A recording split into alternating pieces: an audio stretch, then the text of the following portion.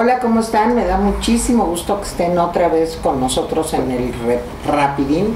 Hoy es 22 de marzo de 2019, es viernes, qué bueno. Y me da muchísimo gusto saludar como todos los días a Jaime Herrero. Jaime, ¿cómo estás? Y como todos los viernes está con nosotros Nicolás Alvarado Vale, que ustedes lo conocen, periodista, analista, comentarista, experto en temas de cultura. Nicolás, muchas gracias. Y el orgullo de mi nepotismo. Exacto. Bueno, y vamos con la mañanera. Bueno, a ver, entre todos los temas que le preguntaron al presidente, él aclaró cosas sobre la CENTE, que el día de ayer empezó a levantar su plantón que tenía enfrente de la Cámara de Diputados. Aclaró cómo se había dado esto.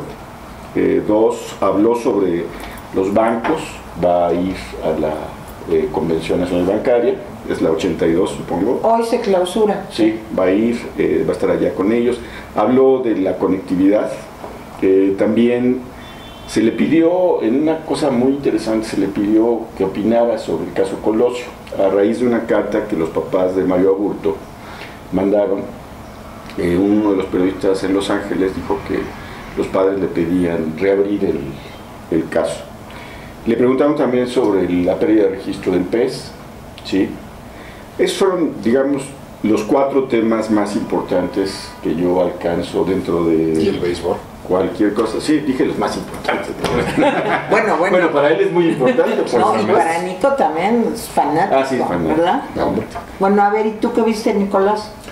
Pues yo, ahora que ustedes me obligan a ver la mañanera, porque yo hasta que ustedes me obligaban solo leía las notas como debe hacer cualquier persona decente, lo que la veo es, pues digamos, en un abismo de irrelevancia absoluta. Es decir, creo que es muy difícil fijar agenda todos los días. Entonces creo que hay un intento más o menos desesperado por fijar agenda, muy teatralizado, pero cada vez menos eficaz. Creo además que, bueno, pues sí, se pueden ver algunos anuncios. Creo que el tema de las comisiones bancarias no ha desaparecido del todo y parece que ya está empezado a procesar. Parece haber un interés genuino en reabrir el caso Colosio. Fue bueno el golpe de teatro, dirían los franceses, del periodista de un medio que yo creo que nunca nadie ha oído hablar, La Estrella de Los Ángeles, creo que era un corresponsal de un medio que así se llamaba, que hizo este golpe de teatro de llevar la carta, con palabras muy laudatorias, pero bueno, pues finalmente lo que fue pues, repetir los temas de toda la vida de la 4T. La reforma educativa es muy malvada, los maestros son unas personas maravillosas, la gente es fantástica, la corrupción era terrible, los DEAN son malísimos. Es decir, me pareció aburrida sobre todo la mañana de esta mañana, me pareció que hay pocas novedades. ¿Tú coincides? ¿En qué es aburrida? Lo que pasa es que es un estilo que a mí no me gusta, por supuesto. No, a mí tampoco, pero además me aburre, pues. El estilo de él, su procesador es de 286 o algo así, entonces es muy difícil estarle siguiendo sin decir, me voy a ir a comer algo y regreso o algo así. Pero creo que hoy el presidente se volvió vocero de la CENTE, lo cual me parece... ¿Novedoso? Pues me parece alarmante, porque yo creo que un presidente no es su función. Él dijo que la CENTE, así lo dijo, la CENTE no quiere quedarse con el control de plazas y el dinero. No. Pues, eso no lo sabemos, porque él no es la CENTE, a menos que ¿Estás seguro? lo hayan adherido por ahí. Sí me pareció malo, dijo que se habían aclarado los malos entendidos en la CENTE, pero a mí lo que me parece interesante es que los periódicos han manejado esto como un triunfo de López Obrador, o sea, un triunfo del diálogo. O sea, plantearon un sitio a la Cámara de Diputados, él dijo que no iba a reprimirlos, mandó a su secretaria de Gobernación y al secretario de Educación a que se reunieron ayer en la mañana y en la noche empezaron a levantar el campamento. En términos reales, pues eso parece un triunfo del Obrador. No, en términos concretos, se ha manejado así, es decir... Cuando estos periódicos de excepción sería el Universal. El Universal preveía esto como un triunfo, digamos, amañado, o sea, como un plantón que era una simulación y que partía de una negociación previa, en donde pues ya estaba determinada cómo iba a ser la cosa y simplemente para no salirse de personaje la gente estaría haciendo ese plantón. Suena un poco a eso. Sí, mira, a mí me preocupa mucho la falta de respeto a la ley. Digo, ya sé que les sueno anticuada, cursi, no soy de la cuarta T, evidentemente, pero a mí lo que me preocupa muchísimo es que seguimos una y otra vez en un bucle rizado alrededor de la falta de respeto a la ley y con relación al mismo protagonista, que es la coordinadora. Realmente lo que sucedió en Tamaulipas con las personas de la coordinadora atravesadas en las vías del tren. En Michoacán. En Michoacán, perdón. Ahora el amago de pues la coordinadora de quedarse en plantón permanente y la respuesta del presidente de decir pues, que no importa, que se suspendían las sesiones, pero que él no iba a tocar ni a desalojar a ninguno de estos personajes. Pues a mí sí me parece muy preocupante, pero me parece que es banal decir, híjole, es un triunfo del presidente. No, es un triunfo de Olga. No, es que Esteban, bueno, hay un artículo hoy que leí de una persona que me gusta mucho leer, que es Raimundo Riva Palacio, en donde dice que es una jugada de 3 bandas y que, bueno, incluso recuerda una partida de ajedrez de Kasparov con no me acuerdo qué otro. Sí, con un búlgaro. Con un búlgaro, en donde dice, no, es que él iba 15 jugadas adelante. Sí, Topolov.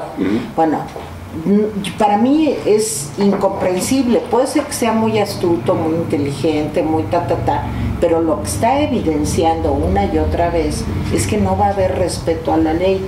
Y a mí eso sí me preocupa. No, y no me digan con que es que antes, es que, bueno, aunque no hubiera habido nunca respeto a la ley, a nosotros nos dijeron en campaña pues que con este señor iba a haber un cambio muy importante, que iba a haber respeto a la ley y que no iba a haber impunidad. Y yo no veo eso por ningún lado. Entonces a mí sí me preocupa eso, más allá de que lo hayan pactado, que me parece terrible la idea, más allá de que, híjole, es que algunos dicen que es muy hábil por en el fondo lo que estamos viendo es un gobierno populista que no se preocupa por el respeto a las instituciones. A mí eso es lo que me preocupa. Sí, yo coincido con eso, pero lo que yo digo es simplemente la imagen que quedó es que su método funciona. Esa es la imagen que quedó. ¿Sí? Ahora, yo no sé si fue... Bueno, pues es que cuando tienes ambas cámaras del Congreso, pues está difícil que no funcione también. Es decir, cuando tienes una oposición tan absolutamente debilitada como la que existe, cuando tienes unos medios de comunicación aterrados ante la omnipresencia del Estado y ante su control de las redes sociales, pues está difícil que algo no funcione. Pues como sea, o sea, la imagen es... Se le vino un conflicto y lo resolvió por el diálogo. A ver, ¿qué significa eso en términos concretos? Porque a mí me parece, primero, que el presidente no puede dar por sentado que la gente no quiere eso. Porque lo ha dicho la gente, lo han dicho los dirigentes. Queremos volver a tener estas cosas. ¿Por qué? Que son esa es su fuerza, esa es su fuerza, esa es su fuerza. Que son 2 cosas. Sí, el control de los recursos y el control de las plazas. ¿Cómo logran el control de las plazas? Pues ya lo sabemos. Ellos están pidiendo, por ejemplo, que los egresados de las normales automáticamente tengan plaza. ¿Sí? ¿Quién va a controlar eso? Pues ellos, o sea, la gente. Entonces, a mí lo que me parece es que este round lo ganó López Obrador. Sea falso o no, lo ganó López Obrador. Pero me parece que el precedente que deja, es decir, pueden hacer lo que quieran sin que yo los reprima, cualquier cosa que entienda el presidente, es un precedente malo, es un precedente que va a alentar a una serie de grupos, ¿sí?, para que puedan presionar de esa forma, ¿no?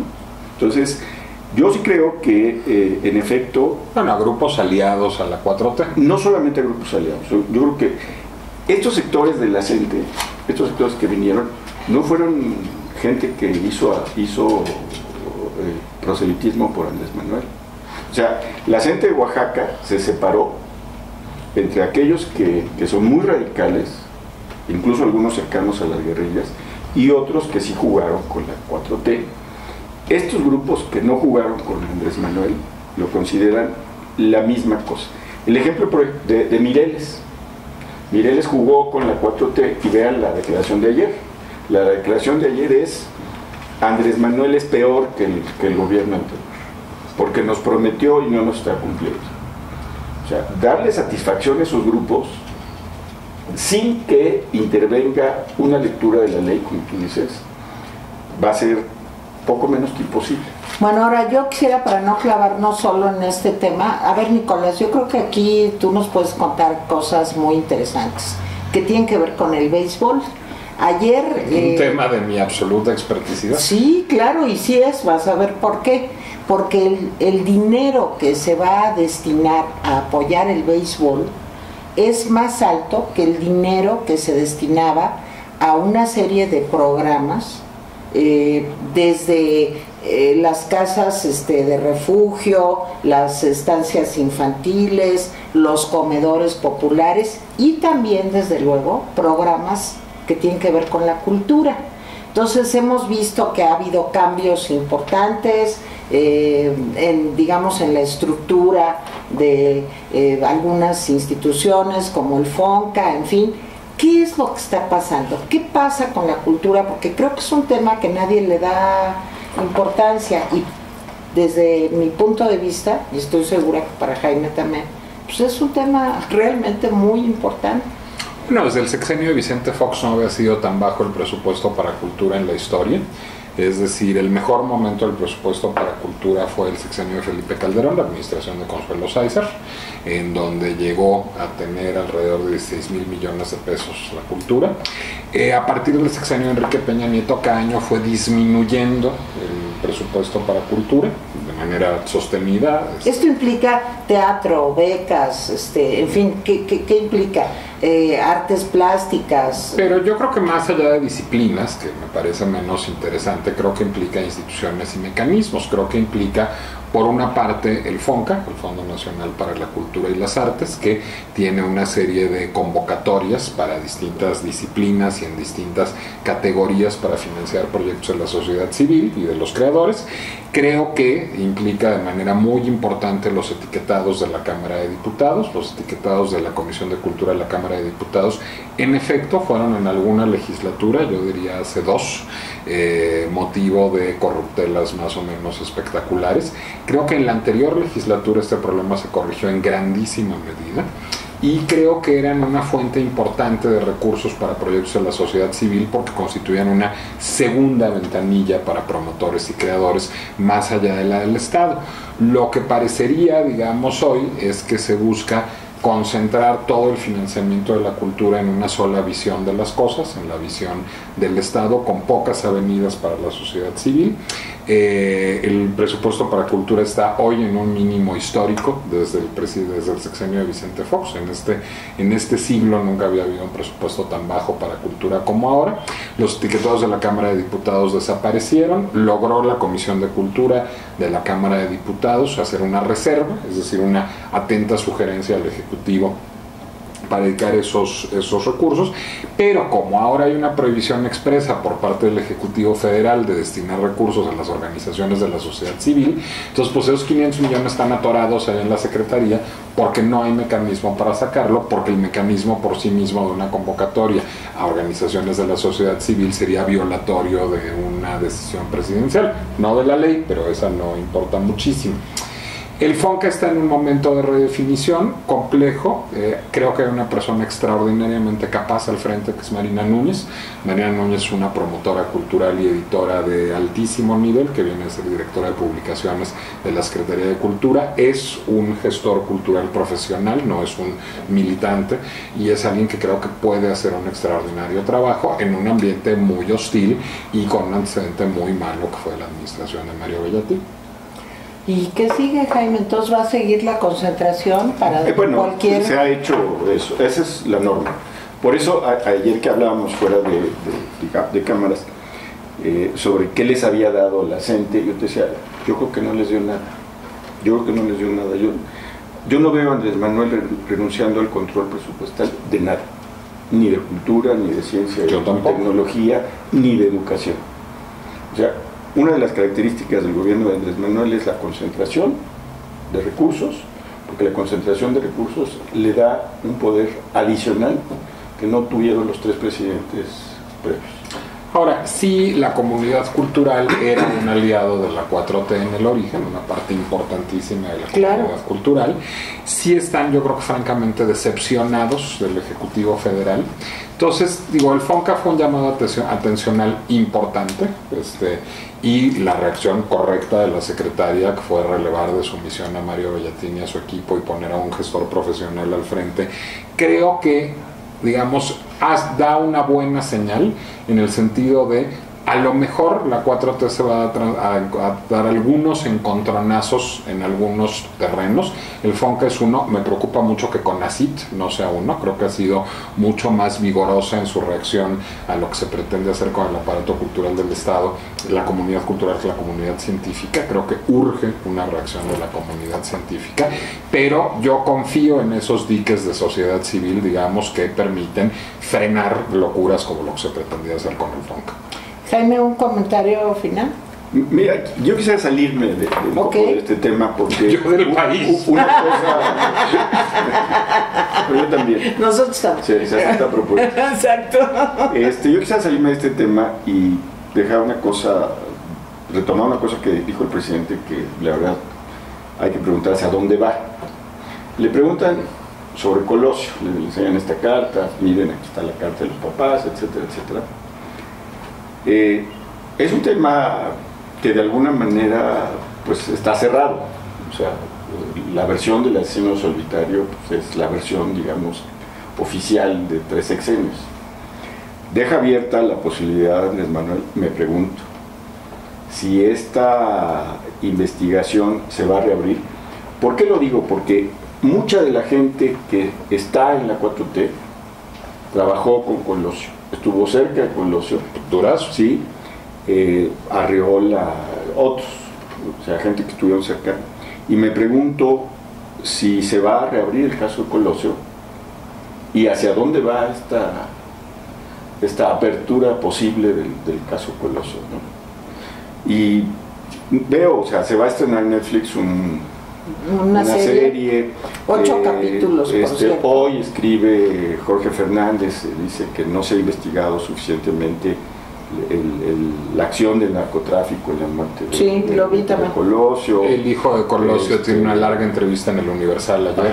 Sí. Esa entrevista que también la vi y en fin, como que hay 3, 4 actores muy cercanos a Andrés Manuel y hay una opinión de gente que estuvo cerca de eso para presionar de que se reabra. Yo digo, bueno, si se reabre realmente para sanear todo eso y nos quitamos de cosas oscuras como videntes y ese tipo de cosas, sería muy bueno. Pero lo que me pregunto es, ¿no es esto un uso político? ¿No vamos a un uso político? En fin, así lo dejo. Muy bien. Nicolás. No, pues, conclusión para el fin de semana, para que tengan un agradable fin de semana. Un ribotril, por favor. ¿Un comentario más? No, un ribotril, ese es mi comentario. Ok. Bueno, pues a mí hay muchas cosas más que me preocupan. Creo que lo que va a pasar hoy en la clausura de la Convención Nacional Bancaria será muy importante porque se plantea, como ustedes saben, la posibilidad de que haya una reducción en las comisiones que se compran por las remesas. No creo que vamos a ver qué pasa. Junto con el ribotril yo sí quiero hacer un comentario final. Hoy dijo el presidente que no habría bancos favoritos. También dijo que habría un reconocimiento para el banco que le baje más, un premio. A mí, fíjense que yo soy psíquico. Tengo facultades a veces. Siempre lo he sabido. Entro en trance. Chiquito. Y entonces de pronto vi a Banco Azteca ganándose ese reconocimiento. Puede ser, qué cosa, cierto. Pero es un flashazo que tuve así un... Ay, Nicolás, qué bárbaro. A ver, ya luego veremos. Si soy quieren psíquico, ustedes ¿no? alguna consulta para el futuro, pues aquí está Nico. Ya hacemos de todo, leemos el tarot también.